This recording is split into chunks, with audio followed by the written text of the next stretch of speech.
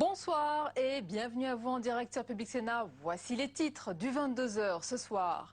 Saint-Béat, Luz, Saint-Sauveur et Lourdes. François Hollande s'est rendu dans les villages fortement touchés par les crues. Le président a assuré les habitants sinistrés de son soutien. Les intempéries ont fait une troisième victime et provoqué d'énormes dégâts matériels. Il est question de centaines de millions d'euros.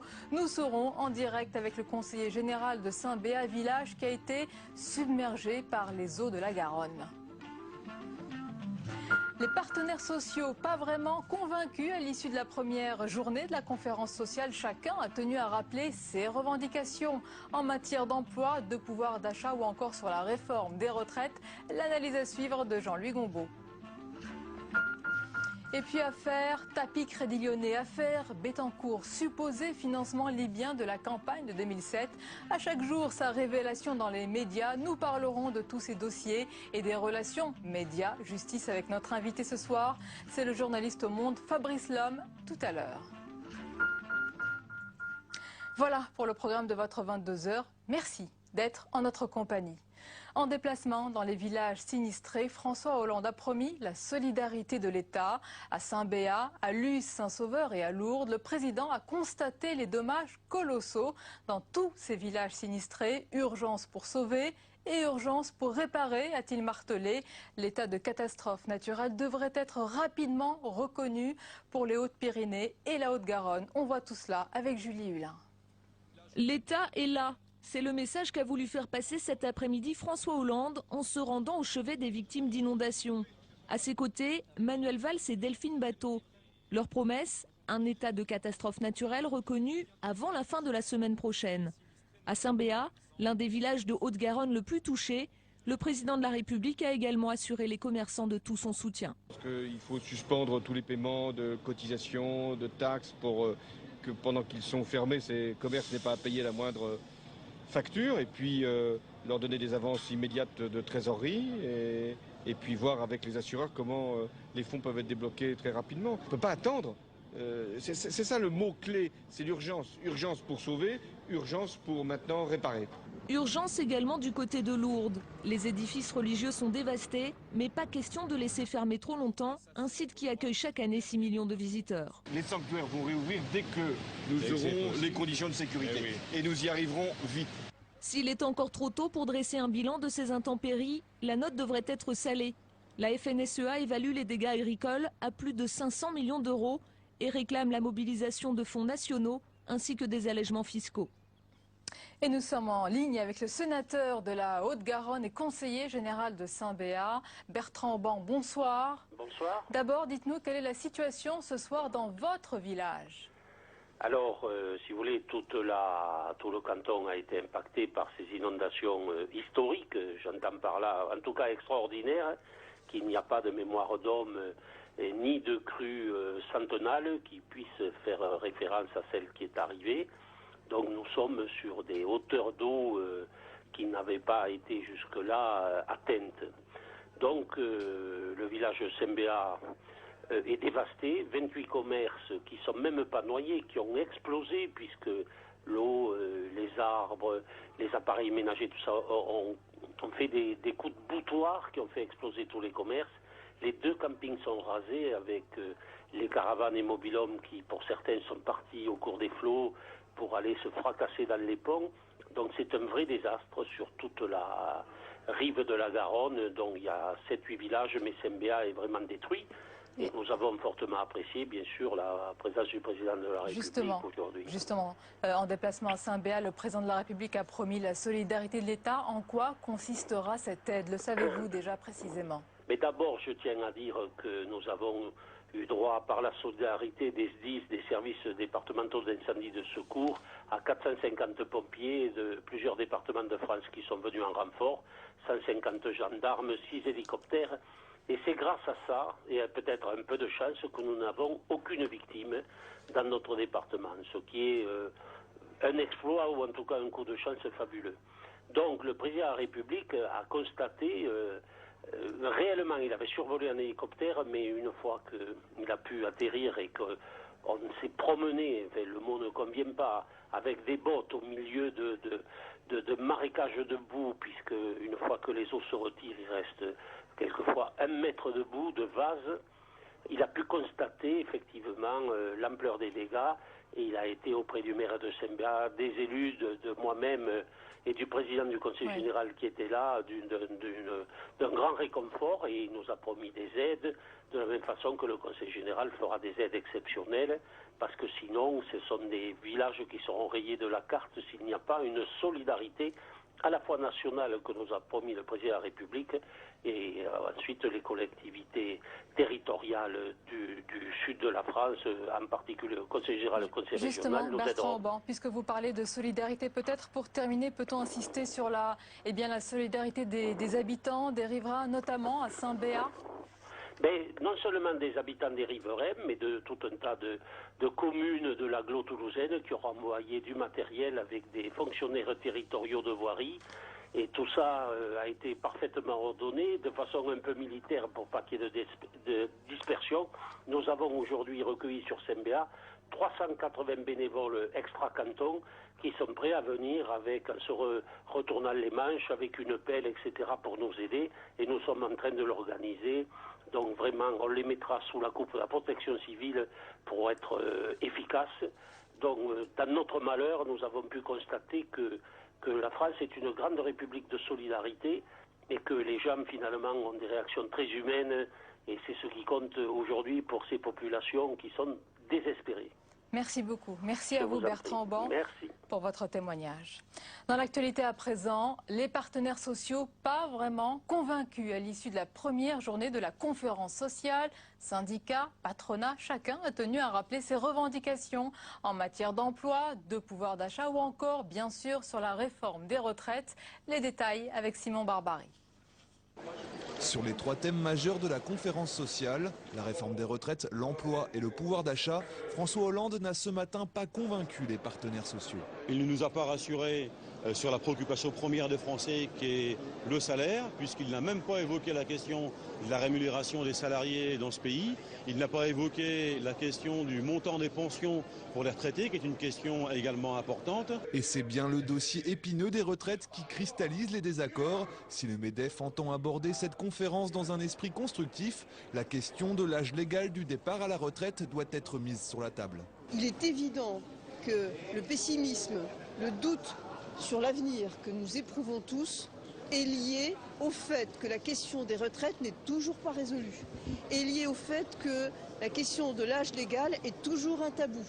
François Hollande peut toutefois compter sur la bienveillance de la CFDT, sinon sur les retraites, au moins sur la méthode de cette concertation. Ce n'est pas une grand-messe, c'est un moment important de la démocratie sociale, mais il nous apporte à tous. Il faut que chacun prenne ses responsabilités pour en faire un rendez-vous utile. Et ça, c'est la réponse demain après-midi. Dans un climat social tendu, l'enjeu de cette conférence demeure capital pour le gouvernement. L'exécutif a jusqu'à demain soir pour aplanir les désaccords. La conférence sociale donne le coup d'envoi d'une concertation avec les partenaires sociaux dès cet été, avant un projet de loi en septembre. Et la chronique économique, c'est avec Jean-Louis Gombaud. Bonsoir Jean-Louis. Bonsoir Sonia. Et l'on évoque ensemble l'autre sujet, Jean-Louis, de cette conférence sociale, c'est l'emploi, une urgence qui a occupé une grande partie des discours aujourd'hui. Effectivement, sur la retraite, le président de la République n'a pas dit grand-chose, si ce n'est qu'il a réitéré l'allongement de la durée de cotisation. Donc, ce que je veux dire par là, c'est que c'est acté. Ça sera véritablement cela. Et effectivement, les 2 grands thèmes, c'était l'emploi et la formation professionnelle. Sur l'emploi, il est revenu un petit peu sur ses contrats aidés, sur ses contrats d'avenir, contrats de génération, il les a flattés, il en a fait le bilan.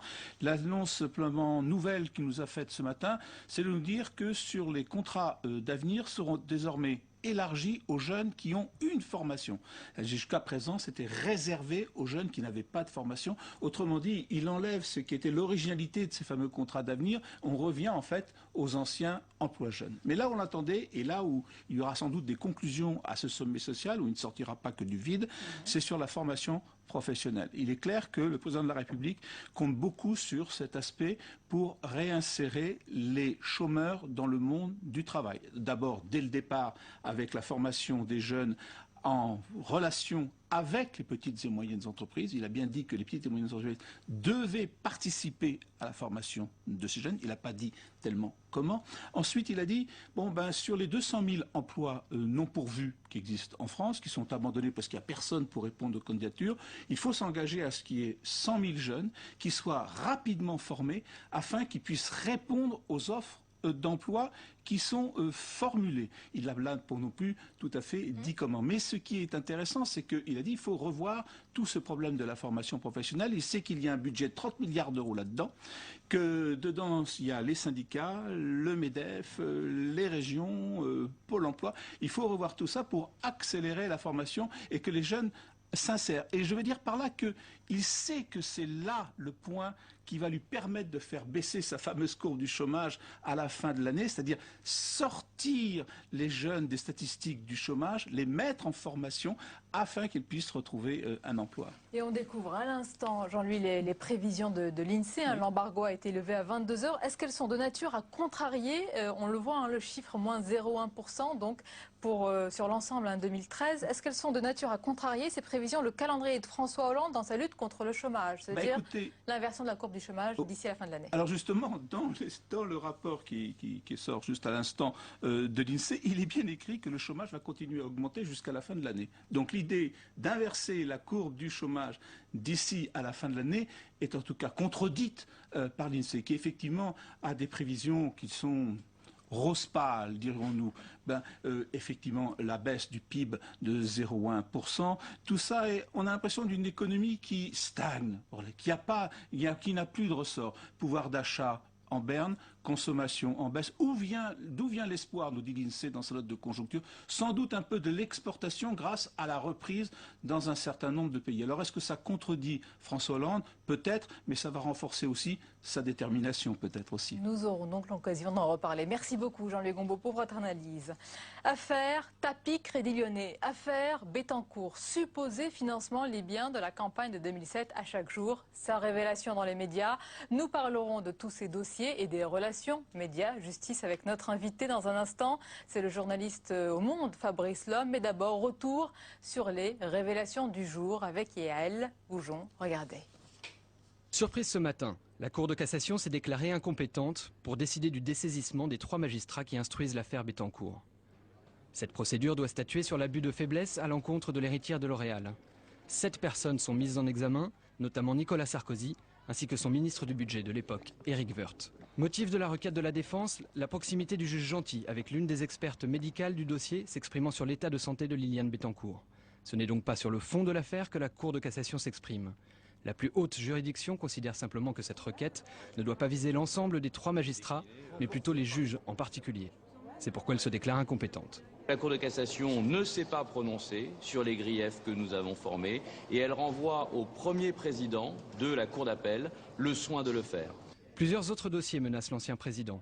Mediapart et France 2 avancent aujourd'hui de nouveaux éléments concernant le financement de sa campagne de 2007 avec l'interview de l'un des anciens hauts dignitaires du régime de Kadhafi. C'est le document de projet, si j'ose dire, d'appui ou de soutien financier à la campagne présidentielle du président Sarkozy.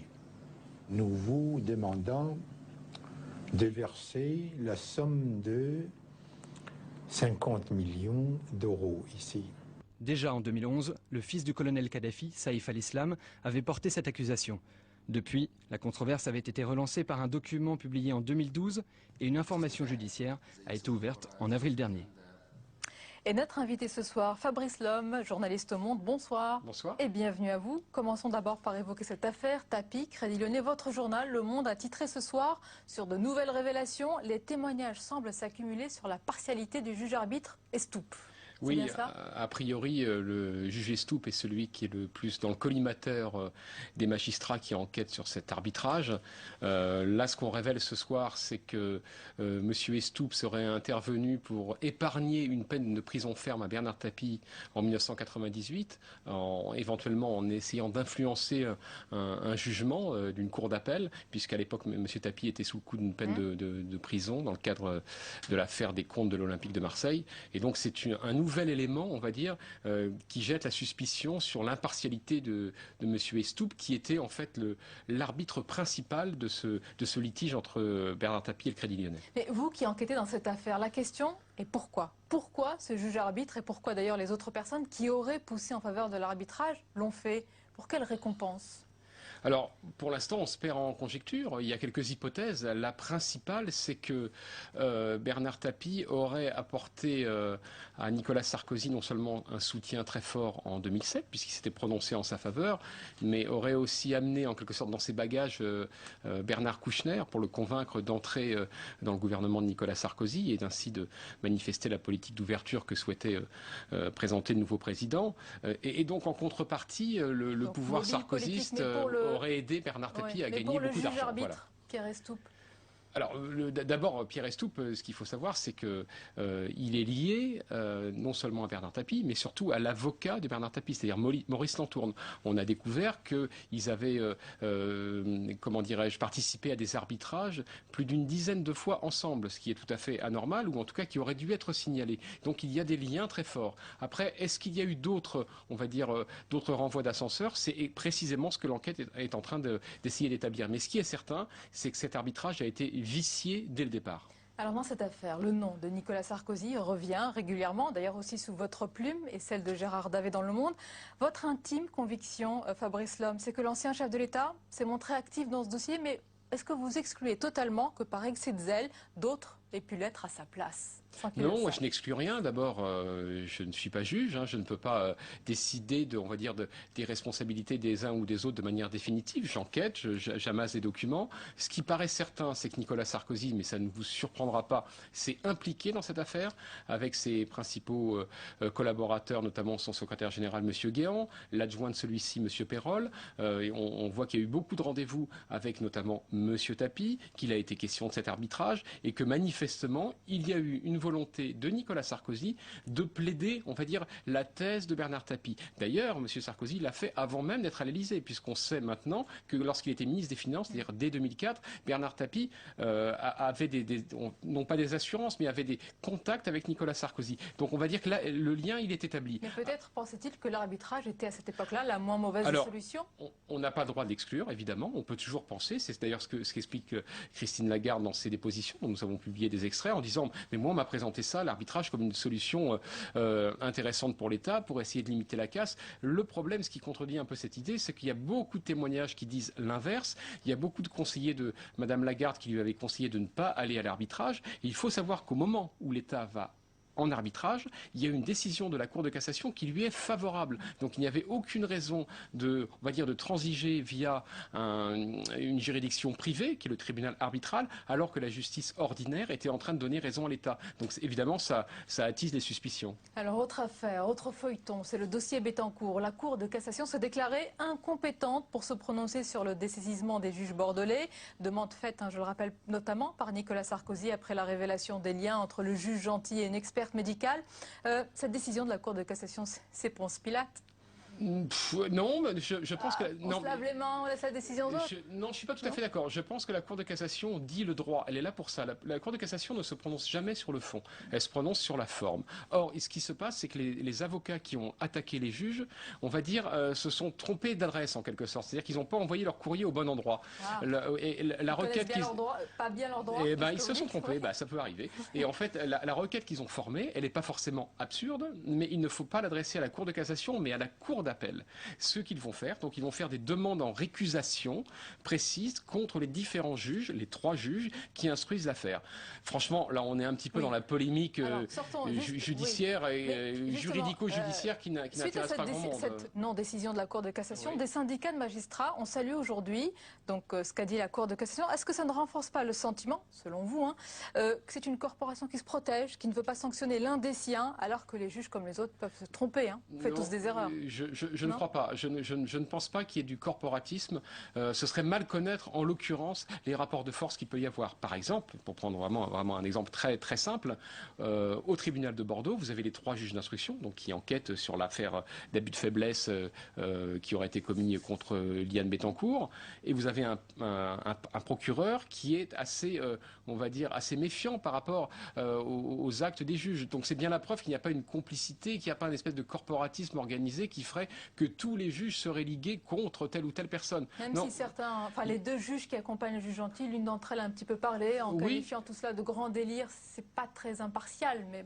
Non, mais le problème, c'est que je ne sais pas si c'est impartial, mais ce qui est sûr, c'est qu'on est face à un déséquilibre. C'est-à-dire que vous avez des juges d'instruction qui ont été attaqués très violemment dans la presse, mais de manière même, on va dire, assez choquante, et qui ne peuvent pas répondre. Ils n'ont pas le droit de répondre. Donc ce qui s'est passé, c'est qu'il y a une des juges qui s'est permis, mais non pas de parler du fond de l'affaire, mais de dire qu'elle faisait son travail sérieusement. Et l'autre reproche qui a été fait, c'est que l'avocat... C'est un dérapage, malgré tout. Je dirais pas que c'est un dérapage. J'en sais rien, en fait. C'est justement... Je pense qu'à la limite, ça doit être un objet de débat. Est-ce qu'un juge d'instruction qui est pris à partie de manière violente et de manière, on va dire, extrême, est-ce qu'il peut répondre? Voilà. Et ça, à la limite, prenons cette affaire... rendre la justice en toute sérénité et avec la recherche uniquement de la vérité. Vous avez tout à fait raison. Mais vous voyez bien le piège qui peut être tendu. Et Henri Guénaud l'a bien compris, le proche de Nicolas Sarkozy, qui passe son temps à, on va dire, prendre à partie les juges d'instruction. Pourquoi le fait-il? Il ne le fait pas parce qu'il le pense sérieusement, à la limite, parce que c'est quelqu'un de très intelligent. Il le fait pourquoi? Pour les faire sortir de leur gonds. Ce serait de la provocation. C'est évidemment de la provocation. Et pour essayer de les faire sortir de leur espèce, on va dire, d'impartialité. Il faut être honnête. L'impartialité absolue, c'est comme l'objectivité absolue pour les journalistes. Ça n'existe pas. Exactement. Ce qui compte, c'est de savoir est-ce que l'enquête qui est faite sérieusement. Dans ce sens-là, à la fois pour le journaliste et pour le juge. Exactement, il faut tendre vers le maximum d'impartialité. Je pense que personne ne peut contester que les juges d'instruction de Bordeaux ont mené une enquête sérieuse.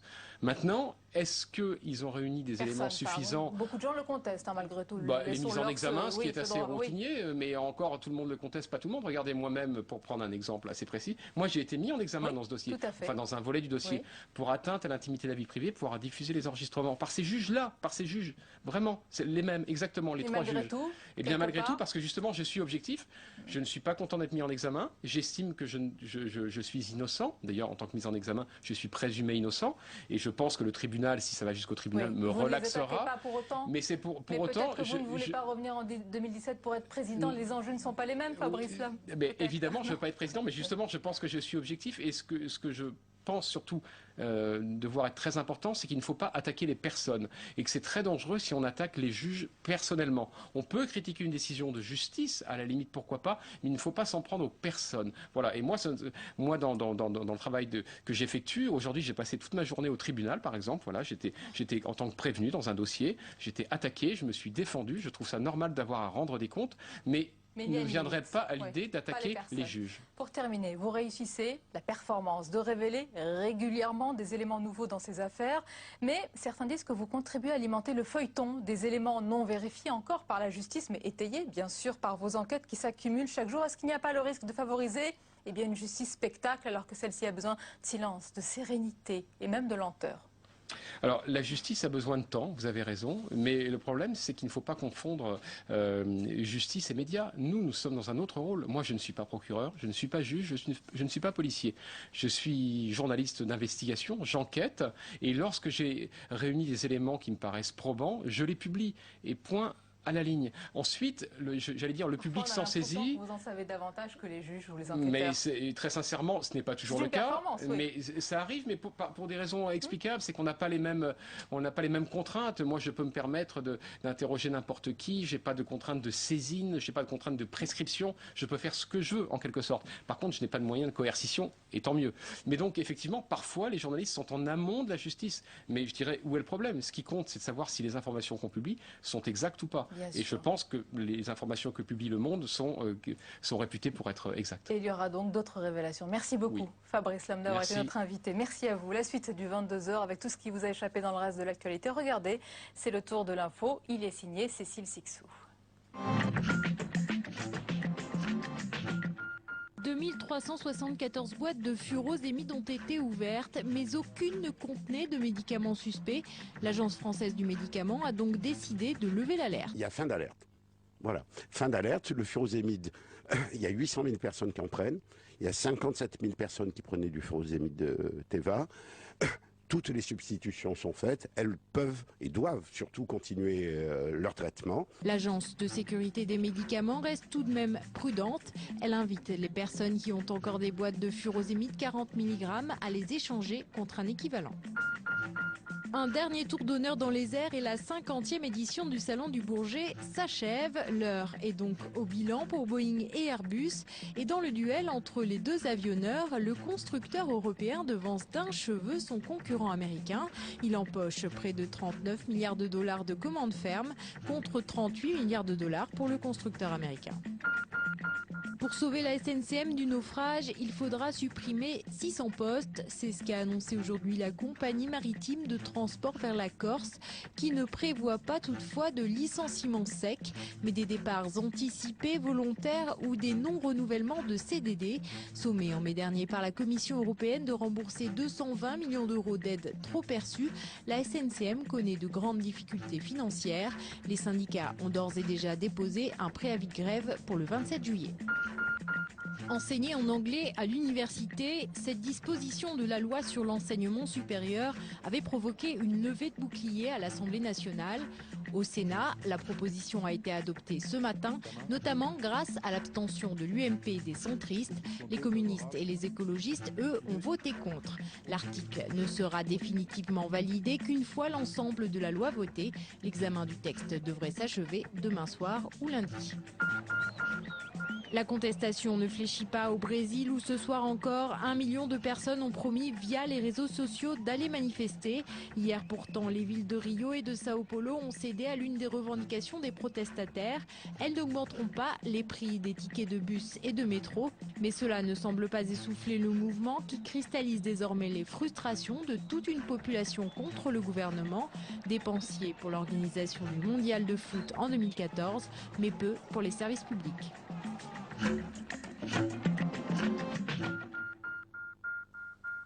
Et comme tous les jeudis, c'est l'heure à présent de la semaine d'actu croquée par le dessinateur du 22h, c'est Hervé Baudry. Regardez.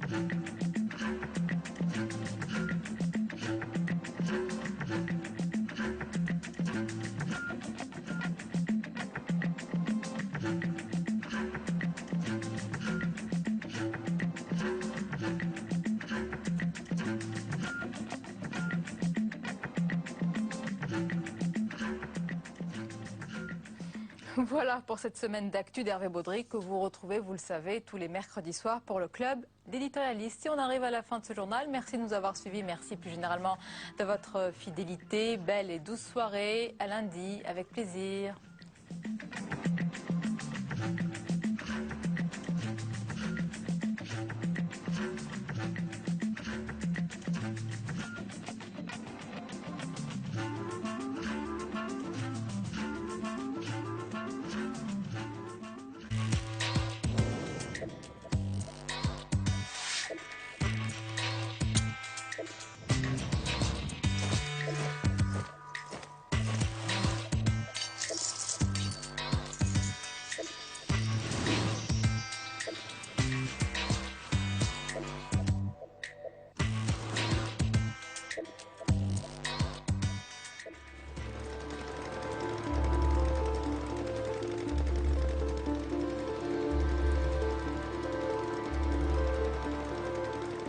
produk-produk smartphone, produk-produk gadget, elektronik, laptop, handphone, dan seterusnya ternyata menggunakan timah dari Bangka Belitung. Namun, celakanya masyarakat dunia tidak mengetahui bahwa proses untuk mendapatkan 1 kilogram timah itu dengan garansi keselamatan jiwa, bahkan ancaman kehilangan nyawa di lubang tambang.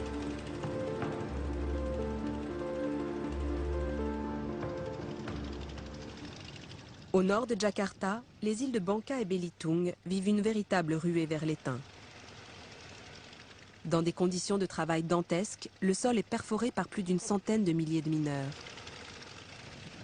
Si l'Indonésie est aujourd'hui le premier exportateur mondial d'étain, le prix humain et écologique à payer est lourd pour extraire ce composant indispensable aux soudures de nos appareils électroniques. Rien que dans un téléphone portable, on compte 7 grammes d'étain.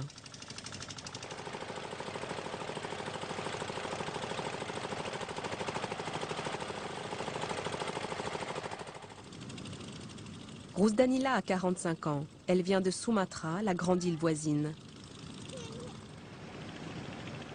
Pour elle, l'extraction d'étain s'opère en famille, chacun ayant un rôle précis. Avec ses enfants, elle trie la cassitérite, ces précieux cristaux d'étain noir agglomérés au sable. Mais ce sont les hommes qui arrachent au sol ce mélange de sable et de minerai.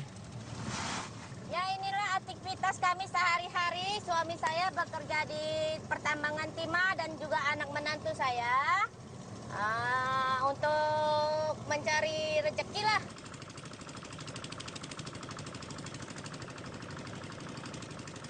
Nah, fungsi mesin ini untuk nyedot pasir dan timah. Sementara mesin ropin itu untuk nyedot airnya. Jadi kita semprot pasirnya dulu, sudah kecamu itu baru diisap dengan pipa ini untuk nyedot pasirnya.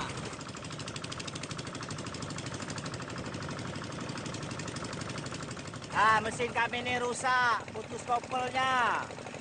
Jadi perlu perbaikan sekitar 15 sampai 30 menit. Ya, memang udah resikonya mesin buruk. Ini aja ada 2 kali kamu lihat kan?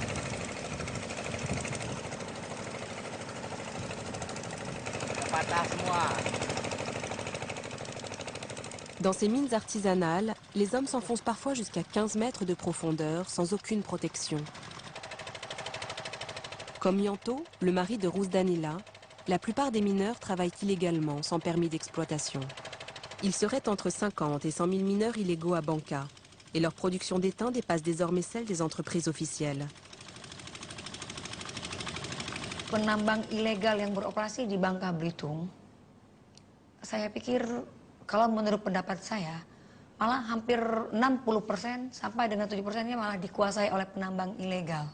Kalau sampai sekarang dan nantinya pemerintahan tidak segera mengambil tindakan terhadap para penambang-penambang ilegal, baik perusakan hutan, perambah hutan, dan tidak ada regulasinya, dan pemerintah tidak berpikir bagaimana pasca tambang nanti bagaimana, dan itu akan menyumbangkan kemiskinan terhadap masyarakat Bangka Belitung.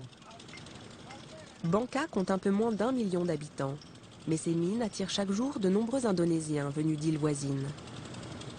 Sur place, des pêcheurs, des fermiers, des commerçants s'improvisent également mineurs en rêvant de tomber sur le gisement qui leur permettra de sortir de la misère. Yanto et sa famille se sont installés ici il y a 2 ans. Avant, ils vendaient du poisson au marché, mais ils ne gagnaient plus assez pour vivre. Ils ont décidé, eux aussi, de tenter leur chance dans l'étain. Ils louent cette maison à 2 pas de la mine. Ya, dia ngambil gambar dulu kata dia, baru pelak itu. Ya, Nat. Salah satu personil di. Nat. Makan nasi ini. Barang-barang laki kamu setinggi kayak kakak. Kiri Mika. Senang baik. Ya udah nih, sini lah nih. Sampai kita makan ini. Wah, sini, Wak. Wak, sini, Wak.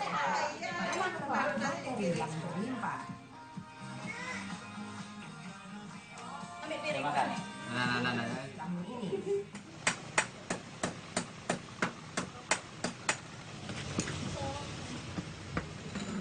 Ya kalau dibilang berat ya berat, memang berat kerja TI ini kan.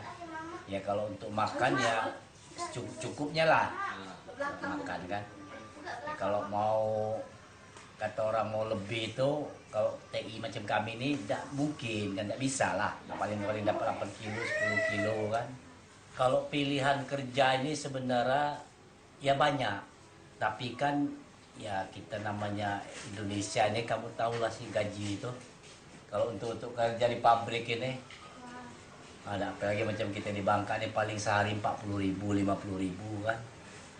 Kalau TI ini kan masih dapat lah 100.000, kadang-kadang kan 80.000. Jadi kalau untuk makan tuh cukup lah. Macam aku juga kan, anak 5 sekolah, semua kan SMA, masih kebiayaan kan.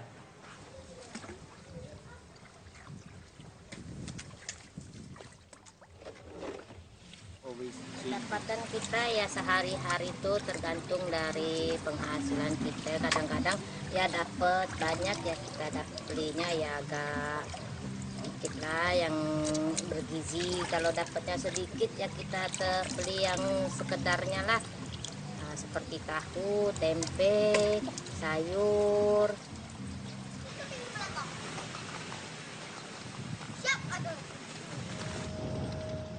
L'étain est extrait à Banca depuis plus de 300 ans. Jusqu'en 1998, la Petetima, la puissante compagnie minière nationale, détenait le monopole de l'exploitation. Désormais, les entreprises privées et les mineurs illégaux exploitent cette filière et fournissent plus de 60% de la production. La Tima voit ses bénéfices s'effondrer. Agung Nugroho, son porte-parole, dresse un constat de la situation. We dig, we do activities there, we pay royalty, we pay any taxes who involved on that kind of activities, from before mining and after mining. We cannot control the illegal mining, because illegal mining there is a, what we call it, I must say, there is authorities who will handle this kind of things. If we found somebody came to our place to do mining, because what we will do, we will report it to the police. Incapables de contrôler les mines illégales, les autorités doivent aujourd'hui faire face à un nouveau défi, l'extraction d'étain en mer. Yudi a 25 ans, lui aussi est un migrant de Sumatra venu chercher la fortune à Banca. Hampir 10 tahun saya kerja nambang timah dan saya tahu bahaya resiko kerja nambang timah. Kalau waktu ketimpa longsor itu yang paling bahaya. Aku pernah sekali ketimpa sampai trauma, bulan nggak berani terjun ke laut. Malgré son accident, Yudi n'a pas abandonné. Tous les jours, il prend la mer pour extraire quelques kilos d'étain.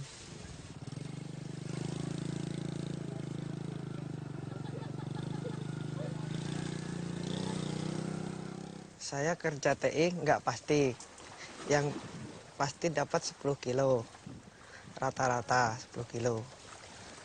Ya cuman buat makan cuman pas-pasan.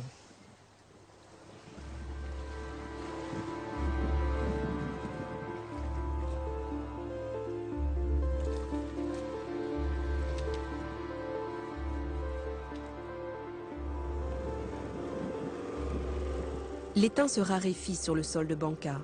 Alors les entreprises privées, comme les mineurs illégaux, repoussent les limites plus loin, plus profond.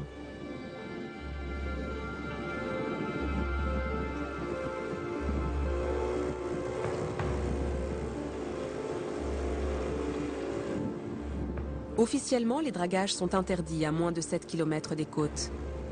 Mais les mineurs, avec leur équipement artisanal, opèrent à quelques centaines de mètres des plages. Pour travailler à l'abri des contrôles de police, la communauté reverse une partie de son étain à un intermédiaire.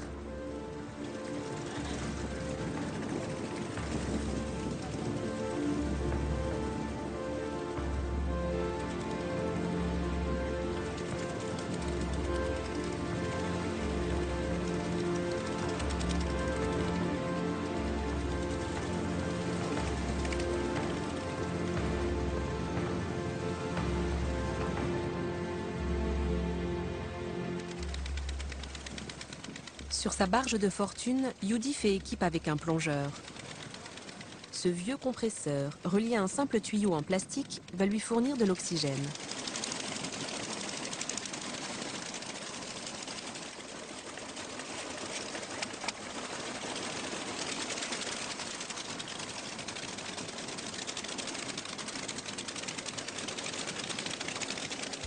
Il va plonger à plusieurs mètres de fond dans ces eaux troubles, sans aucune visibilité. À l'aveugle, il lui faut aspirer le sol marin pour creuser une fosse de plus en plus profonde, afin d'atteindre l'étain des couches inférieures. Le plongeur n'a aucun moyen de communiquer avec l'extérieur. Yudi contrôle le taux d'étain mélangé au sable et lui indique si le gisement est de qualité grâce à des impulsions données au moteur de la pompe. Il s'assure aussi que l'étain plus lourd que le sable reste sur la barge. Ce type de dragage en mer est extrêmement dangereux. Chaque année, des dizaines de mineurs illégaux y laisseraient leur vie.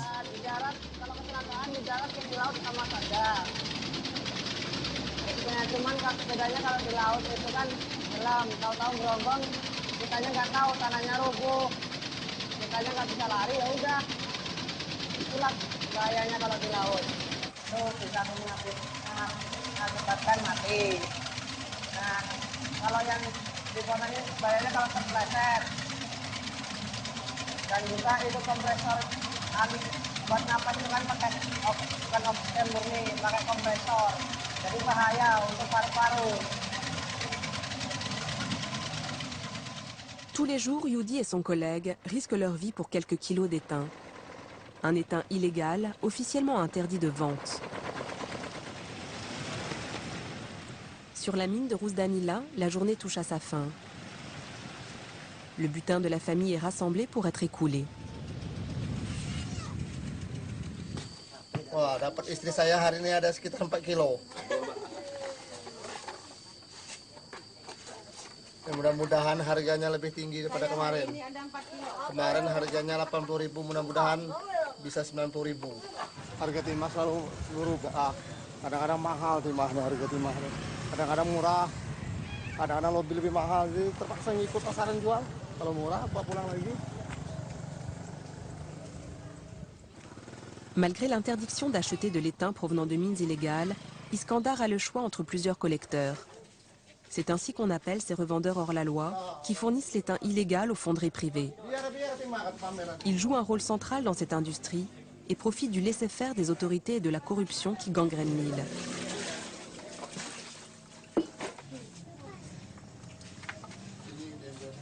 Preman bini ko tadi tuh. Kamu udah ambil biar ke bakso ya. Ini lagi bisa iya. Ini lagi nih.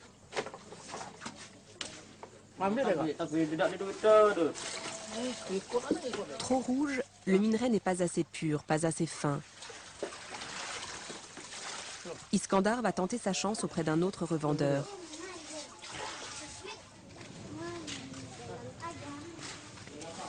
Sous couvert d'anonymat, un seul collecteur a accepté de témoigner. Saya pernah ditangkap polisi sekali. Gara-garanya saya ngambil timah di apung laut. Karena di laut itu dilarang. Karena nggak ada surat-suratnya. Saya langsung dibawa ke kantor polisi. Saya ditahan 1 hari. Yang aku nelpon sama bos. Terus yang saya suruh keluar urusannya polisi sama bos. Saya dengar bos ngasih duit sama polisi biar aku cepat keluar dari kantor polisi. Kalau bos yang tahu dari internet. Kalau harganya dunia turun, kalau bos membeli timah turun. Kalau harganya dunia itu naik, pasti bos ngambilnya naik. En 2012, l'Indonésie a exporté 98 000 tonnes d'étain. Elle fournit 40% de la demande internationale. Pourtant, le prix du minerai, décidé à la Bourse des métaux de Londres, demeure très volatile et souvent inférieur au coût d'exploitation. Pour augmenter le cours et faire plus de profit, le gouvernement indonésien a récemment imposé plusieurs embargos sur ses exportations. Pour l'instant, l'étain rapporte moins de 50 millions d'euros par an à l'Indonésie. Une goutte d'eau pour un pays de 240 millions d'habitants. Mais surtout, une somme dérisoire par rapport au coût social et environnemental qui s'alourdit chaque jour.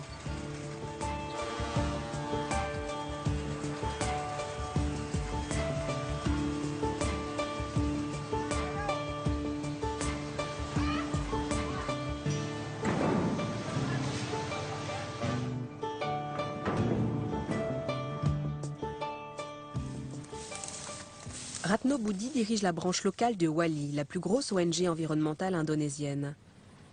À Bangka, cette ONG concentre ses activités sur les conséquences néfastes de l'extraction de l'étain. Cet après-midi, il sillonne l'île pour sensibiliser les mineurs aux dangers qu'ils encourent. Banyak ngelimbang hari ini, Bu? Ya. Ade? Aduh, ngelumpur Udah apa-apa. Ya udah nggak apa-apa. Adek, Pak. Alat ini berfungsi untuk mengukur tingkat radiasi, paparan radiasi yang dihasilkan dari mineral ikutan yang menempel di biji timah. Ini normal, 0,07 mikrosiebel per jam, dan kita akan cek di atas timah, pasir timah, apakah ada perubahan angka. Angkanya terus meningkat, dan apabila melebihi 1, sekian mikrosiebel, maka ancaman kesehatan dan indikasi untuk terkena dari satu penyakit kanker itu juga cukup besar. Oh, ini angka yang cukup besar karena dia akan terus naik. Cek timahnya, karena di timah ini tidak hanya timah, tapi juga ada mineral yang berbahaya, yang seharusnya tidak baik, misalnya dekat seperti anak-anak ini gitu loh. Karena memang bahaya. Jadi macam mana? Mami, kakak. Kalau bahaya? Banyak temuan kasus sejak 10 tahun di Bangka Belitung, tingkat tingkat kejadian atau pengidap kanker itu semakin meningkat semakin tahun. Baik kanker otak maupun kanker-kanker ganas lainnya.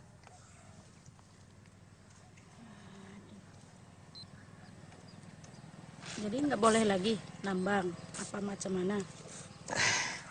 Kalau bahaya kan nggak boleh nambang uang. Yang pasti kasihan anak-anak, Bu. Oke. Bapak Ibu, apakah Bapak Ibu tahu risiko bekerja di areal pertambangan biji timah? Kalau masalah kerjaannya kadang-kadang kita kalau di bidang hasil kan umpamanya kadang-kadang 2-3 minggu atau 1 bulan. Kayak mudah ini kan, ini udah 1 minggu kita ngelumpur. Nggak ada timah. Nggak ada. Barangnya pasti ada. Barangnya Ke dalamnya 4 meter gitu. Longsor terus. Cuma jangka kita ngelumpur tuh makan waktu. Dan yang paling ditakuti longsor ya, tertimbun ya, untuk keselamatan jiwa. Sedangkan kesehatan hampir tidak tahu sama sekali. Sama sekali tidak tahu. Kalau ya. kesehatan.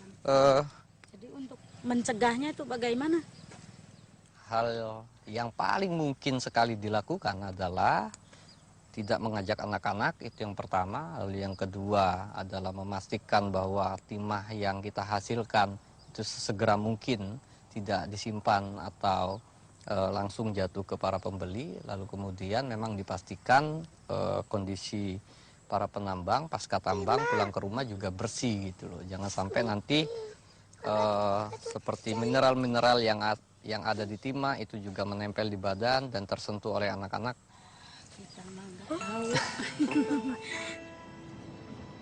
Les glissements de terrain sont les dangers les plus fréquents que connaissent les mineurs. Quand le sol s'effondre, rares sont les survivants. Asmunir est un rescapé. Ada timbul rasa nyeri lagi sih, Nek? Masih. Kalau ditekan seperti ini? Ya, kalau ditekan gitu kayak kesemutan gitu. Kayak kesemutan. Ya. Kalau nggak ditekan? Enggak. Enggak. Masuk dapur nggak apa-apa. Pada hari Kamis, pagi-pagi saya masuk kerja sekitar jam 7 gitu. Saya dengan satu teman saya. Kemudian waktu saya kerja, tiba-tiba tanah yang saya kerjakan itu longsor. Longsor langsung menimpa saya. Yang tertimpa itu kaki dulu. Jadi begitu tanah itu nimpa, waktu di setengah badan yang tertimpa itu saya terasa kan, jadi langsung saya itu manggil kawan. Nah, belum sempat saya manggil banyak, langsung saya tertimbun habis. Gitu. Lalu kawan-kawan datang, lalu dibongkar, lalu saya diangkat. Nah, dengan diangkat saya lihat kaki saya itu udah, yang ini udah berputar posisinya, di sini sobek, lalu banyak mengeluarkan darah kan. Jadi dalam keadaan yang seperti itu kan banyak orang yang bilang lebih baik ini dibawa ke rumah sakit katanya kan.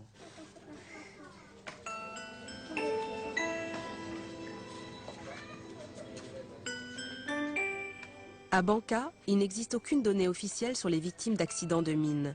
Mais selon plusieurs ONG, il y aurait au moins 80 morts par an. Un chiffre en constante augmentation.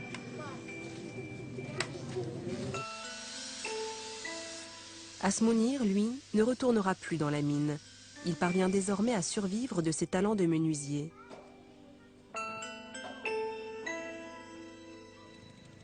L'environnement paye aussi un lourd tribut à l'extraction d'étain. Déforestation massive, pollution de l'eau, appauvrissement des sols, effondrement du stock de poissons en mer. La liste est longue. Il y a 6 ans, le biologiste Edi Nourjaya a été chargé par le gouvernement de Banka de revégétaliser les sols de cette mine abandonnée. Il avait planté ici même 10 essences d'arbres différentes. Yeah, I'm very disappointed about the research with my permanent plot. I wish that I will keep it until 20, 30, 40 years, but I think it already got to the 6th anniversary and then it's vanished. I can do nothing because we only got a little support because everybody think that mining is more important than land conservation. So that's all the people gets the benefit. The way we get the tin ore is just by washing, so there is no soil nutrient. Pour redonner vie au sol, il faudrait donc remettre à la fois de la terre et des fertilisants. Un processus expérimenté mais coûteux qui n'est pas appliqué. En tant que biologiste, Edi Nourjaya s'inquiète aussi pour les fonds marins. L'extraction d'étain en mer ravage l'écosystème, qu'elle soit pratiquée par les petits radeaux illégaux ou surtout par les énormes bateaux de dragage des entreprises officielles. Consequence of the dredging on the sea, the water is turbid. The coral reef and the seagrass is affected because there is no very little sun penetration to the sea. Difficult to get the sun for photosynthesis, and if the turbid water, it will die.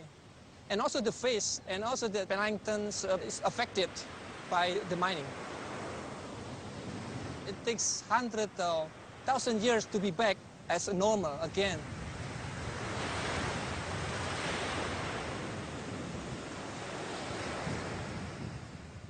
Pourtant, il y a moins de 10 ans, les eaux transparentes de Banka et les plages de sable fin attiraient les plongeurs du monde entier. Le Paraï, l'un des plus grands hôtels de Banka, a assisté impuissant à la destruction de son environnement. Andrizal Amran, le manager de l'hôtel, se souvient du moment où tout a basculé. We have a tourism object like diving, snorkeling and fishing, but we cannot do that anymore. The ship is not too far from our beach. It takes about 200 meters from our beach, and then it makes our coral and the water is bad and broken. Normally, all the tourism come here. So we have a decrease from the occupancy of the hotel. Paraï lost 90% of the tourists to come here, and it's very hard for us. Problema daerah pertambangan, emang kehancuran lingkungan yang sangat luar biasa. Seharusnya untuk pemerintah lebih baik berpikir bagaimana meningkatkan pariwisatanya. Karena dengan pariwisata lah bisa menghidupkan daerahnya untuk yang berkelanjutan sepanjang masa. Tapi kenyataannya untuk Bangka Belitung, Bangka khususnya, belum ada tindakan yang dilakukan oleh pemerintah untuk alternatif pasca tambang. Yang baru ada hanya Belitung untuk menggiatkan pariwisatanya. Kalau Bangka lautnya sudah sangat hancur dan memang harus segera diselamatkan. Masih dikendalikan penambangan yang ada di Bangka Belitung. Belitung memang sangat dilarang adanya beroperasinya kapal-kapal isap untuk wilayah Belitung. Bangka masih belum. La fin de l'exploitation des mines en mer à Belitung, l'île voisine de Bangka, est l'une des grandes victoires de Ratno Budi et de l'ONG Wali.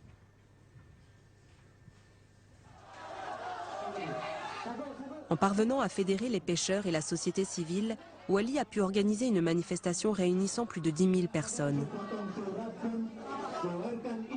En octobre 2011, pour la première fois, les habitants ont gagné contre les grandes entreprises minières à Belitung.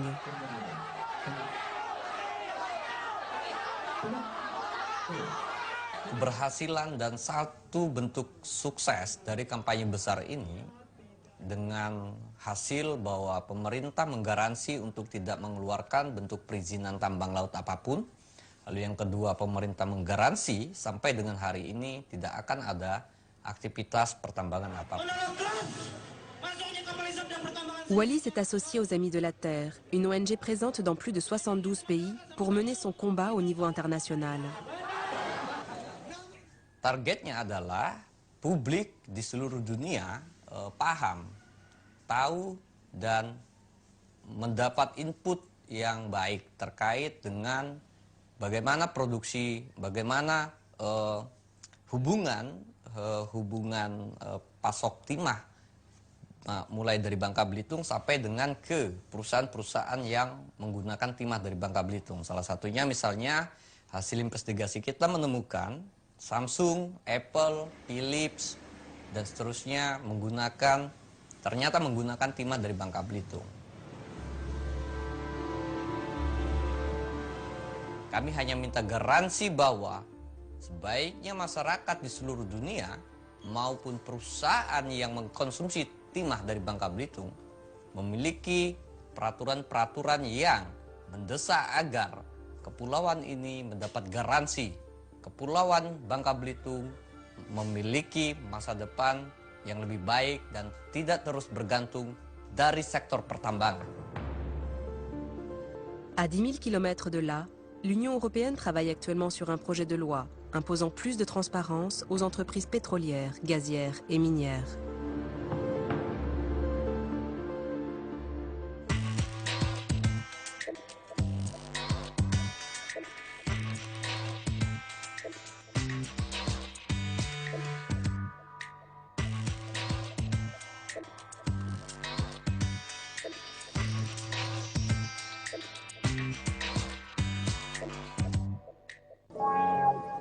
En Égypte, le printemps arabe a rassemblé musulmans et chrétiens coptes unis face à l'oppression du pouvoir. Mais face à la montée de l'islam politique, quelle est la place de ces chrétiens aujourd'hui? La seule chose que nous voulons, c'est simplement la démocratie. Depuis le début de la révolution populaire jusqu'à l'élection de leur nouveau pape, itinéraire d'une minorité qui se bat pour le maintien de ses droits. Nous sommes ici pour tendre l'autre joue après avoir été frappés. Le printemps noir des chrétiens d'Égypte, samedi à 15h15 sur Public Sénat.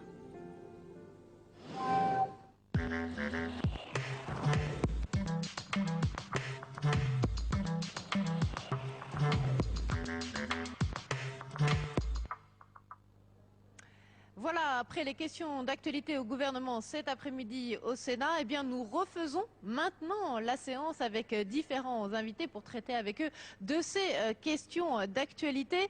Tout d'abord Pierre Laurent, secrétaire national du Parti communiste français, sénateur de Paris. Bonjour, merci d'être avec nous. Bonjour. En face de vous, Gérard Larcher, sénateur UMP des Yvelines. Bonjour et merci à vous aussi d'être là.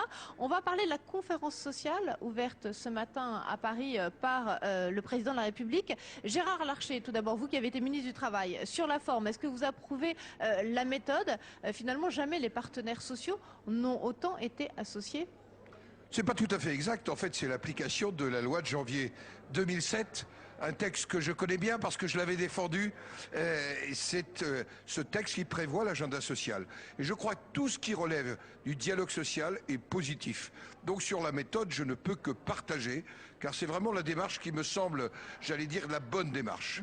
Mais après, c'est le contenu et le résultat. Alors, on va détailler. Mais c'est vrai qu'il y a quand même des questions qui se posent, Pierre-Laurent, autour du tempo. Est-ce que cette méthode n'est pas un peu trop longue? Il y a d'abord un rapport, après il y a la période de la concertation, puis finalement les décisions qui sont prises par le gouvernement. Est-ce que finalement, face à l'urgence de la crise, il ne faudrait pas aller un peu plus vite? Il faudrait aller plus vite sur un certain nombre de questions, mais en l'occurrence, c'est pas la méthode de la conférence sociale. Enfin, c'est pas le fait qu'elle soit trop longue qui soit en cause. Au contraire, on a été très vite sur des réformes très importantes et malheureusement, de mon point de vue, très mauvaises, comme l'accord national interprofessionnel qui a été signé dans la foulée de la précédente conférence sociale.